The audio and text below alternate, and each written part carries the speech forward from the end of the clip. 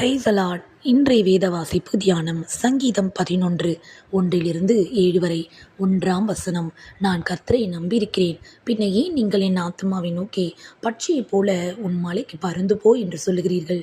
2 இதோ துன்மார்க்கர் வில்லை வளைத்து செம்மையான இருதயத்தார் மேல் அந்தகாரத்தில் எய்யும்படி தங்கள் அம்புகளை நாணிலே தொடுக்கிறார்கள்.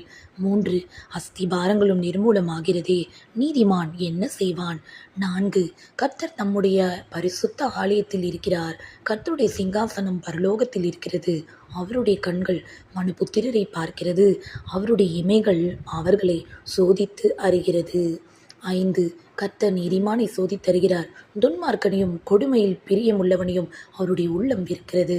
6 துன்மார்க்கர் மேல் கண்ணிகளை வர்ஷிக்க பண்ணுவார், அக்கினியும் கந்தகமும் கடுங்கோடை கொந்தளிப்பும் அவர்கள் குடிக்கும் பாத்திரத்தின் பங்கு. 7 கர்த்தர் நீதியுள்ளவர், நீதியின் மேல் பிரியப்படுவார், அவருடைய முகம் செம்மையானவனை நோக்கி இருக்கிறது. ஆமேன். கர்த்தர் தாமே இந்த 11ஆம் சங்கீதம் முழுவதும் வாசிக்க நமக்கு கிருபை செய்தார். இந்த சங்கீத பகுதியை வாசிக்க அனுதினமும் கர்த்தர் இந்த வாய்ப்பை கொடுத்ததுக்காக